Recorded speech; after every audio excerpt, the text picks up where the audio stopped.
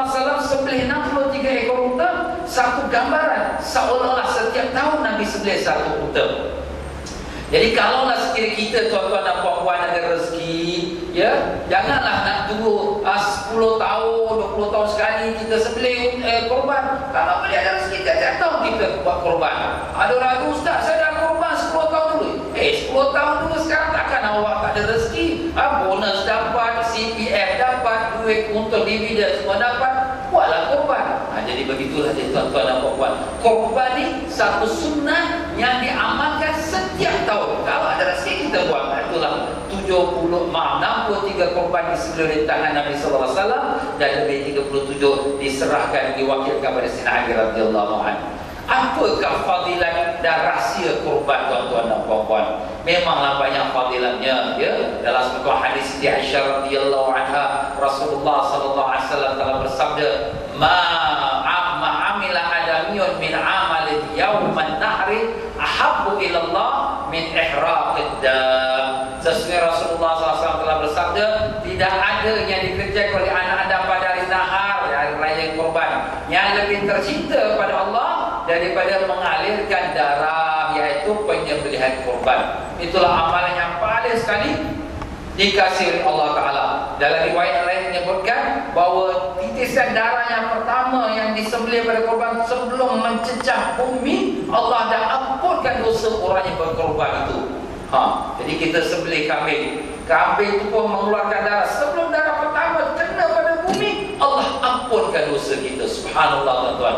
Jadi kita ni pun bukan maksud tuan-tuan, ya.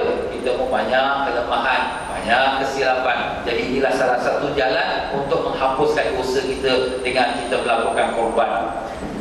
Jadi kalau Rasulullah SAW melakukan korban tuan-tuan dan puan-puan 100 ekor kerana cinta dan kasih kepada Allah, kerana Allah suka amalan yang pertama sekali ialah korban, maka begitulah dia tuan-tuan dan puan-puan. Rasulullah SAW melakukan korban ini bukan hanya untuk dirinya, bahkan untuk umatnya juga. Dalam kitab Fadilat Haji, Syekh Maulana Zakaria menceritakan, dan di antara 100 ekor korban yang Nabi lakukan adalah untuk umatnya. Jadi bila lepas Nabi sallallahu alaihi wasallam menyembelih korban, Allahumma taqabbal li Muhammad wa ali Muhammad wa ummati Muhammad. Ya Allah, terimalah korban ini daripada Muhammad, daripada keluarga Muhammad, daripada umat Muhammad sallallahu alaihi wasallam. Subhanallah tuan. Nabi sayang pada kita. Sebelum kita lahir ke dunia pun Nabi dapat korban untuk umatnya. Jadi kata alim-alim ulama, kalau kita ada lebih rezeki, kita pun melahirkan rasa cinta kita pada Rasulullah sallallahu alaihi wasallam, kita pun buat korbanlah untuk Nabi. Kalau kita ada lebih dari rezeki kita, kita buat korban untuk diri kita. Kemudian ada lebih lagi, ustaz, saya nak buat korban untuk Rasulullah sallallahu alaihi wasallam, macam tu. Jadi ini pun boleh ke ustaz kita buat korban untuk Nabi? Nabi dah buat korban untuk kita dah. Sebelum kita beranak ke dunia, Nabi dah buat korban untuk kita. Jadi ini kalau ada rezeki lebih, ya. Ada orang, maaf tuan-tuan, ustaz duit tak je lah nak buat korban, ini pun sunat lah. Maaf tuan-tuan, ya, tak apalah, ini pun sunat bukan wajib. Tapi bila nak buat korban tak ada duit, bila nak waktu nak balik ke airport tu barang penuh, wah, macam-macam harta khazanah ada semua angkut.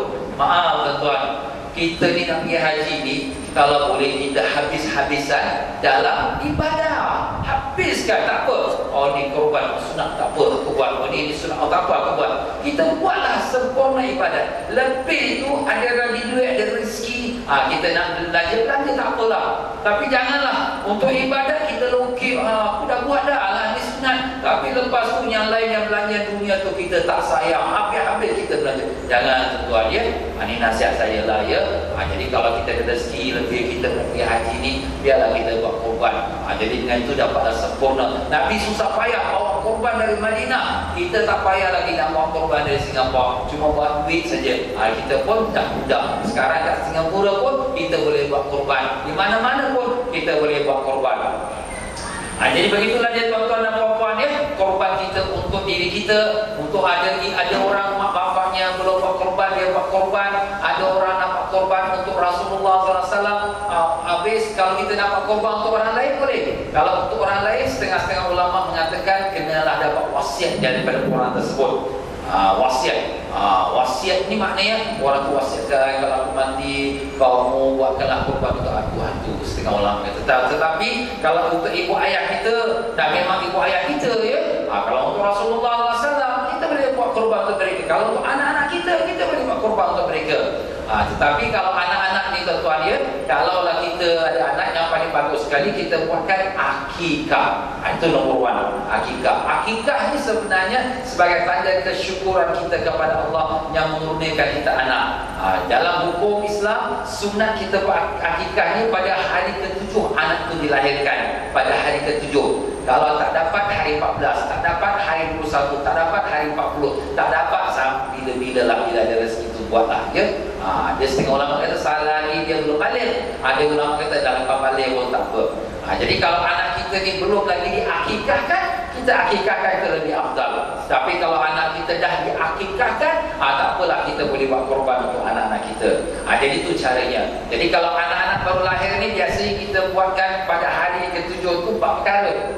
Kita cukurkan rambut dia, botak licin habis. Maaf tuan-tuan ya, pada hari zaman sekarang ada juga kita kata majlis cukur rambut. Tapi majlis cukur rambut tu bila marhaban tu budak tu dibawa, kepala rambut dia pun dah ikat dia, dan dia lekatkan yang duit-duit siling dia. Jadi budak ni kecil-kecil dah hidung dunia tuan-tuan. Jadi otak dia tu money, duit. Pasal kecil-kecil bapak dia dah ikatkan duit kat kepala dia. Maaf tuan-tuan dan puan-puan, ini sebenarnya adat, bukan daripada Islam. Ini adat tuan-tuan. Dia tak perlulah kita lekatkan duit kat kepala rambut dia. Dan bukanlah, maaf tuan-tuan, kemudian dia potongkan rambut sikit, letak dalam tempurung kelapa. Apa hal letak tempurung kelapa pun tak tahu ya. Jadi ini bukan cukur rambut. Cukur rambut tu cukur habis. Nabi SAW mencukurkan rambut cucu yang Hasan dan Husain habis, botak licin semua. Kemudian rambut tu ditimbang, berapa berat punya harga emas ke harga perak, itulah kita sedekahkan pada fakir miskin. Itulah dia sunnahnya. Jadi pada hari yang ke-7 dibuat 4 perkara. Diakikahkan dia, kemudian dicukurkan rambut dia, kemudian disunatkan dia. Sunatkan dia tuan-tuan. Anak lelaki ni kita sunatkan dia, anak perempuan pun kita sunatkan dia. Maaf tuan-tuan, kita nak tunggu anak tu dah besar, umur 7 tahun, 8 tahun, kita dengar bapa nak sunat, dia lari satu kampung. Susah lagi nak tangkap dia. Tapi kalau dengan baby dia tidur je. Sebab tu sunat, disunatkan dia pada hari yang ke-7. Kemudian dinamakan dia. Kita dah siap dah nama untuk anak kita ni, baby boy lah nama, aku nak namakan dia. Nanti dulu official, resmi pada hari ke-7. Kenapa Ustaz semua tunggu hari ke-7? Selagi 10 sampai hari ke-7 kita tak tahu dia akan hidup atau mati. Tapi kalau lepas pada hari ke-7, maka sangkaan besar, harapan besar dia akan terus hidup. Itulah sebabnya kenapa kita tunggu pada hari yang ke-7. Allah jadikan langit 7, Allah jadikan bumi 7, Allah jadikan jamrah melontar pun 7, Allah jadikan pusingan tawaf pun 7, Allah jadikan juga hari akikah itu pun hari ke-7. Jadi kita ambil hari ke-7, ada hikmah dia, rahsia dia yang sangat mendalam. Kenapa tunggu pada hari ke-7? Jadi itu cerita dia tuan-tuan. Jadi balik korban kita tuan-tuan dan puan-puan. Jadi Rasulullah SAW melakukan korban ini bukanlah Nabi yang pertama. Sebenarnya telah dilakukan oleh Nabi Allah Ibrahim AS.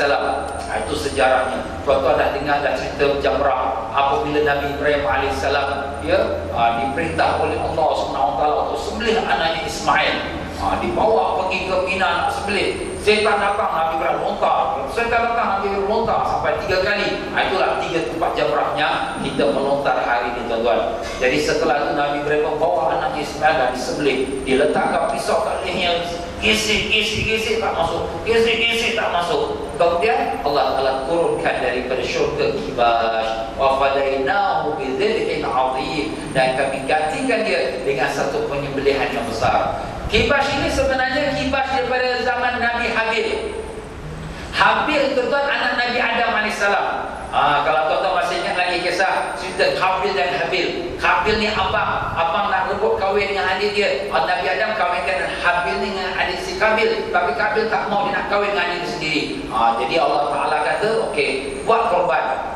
Siapa korban yang diterima, maka dialah yang kahwin dengan adik korban ini. Jadi Habil ni yang baik ni tuan-tuan, dia adalah seorang pengembala kambing. Dia ada satu kambing kibas yang sangat disayang. Dia ambillah kambing itu yang disayang itu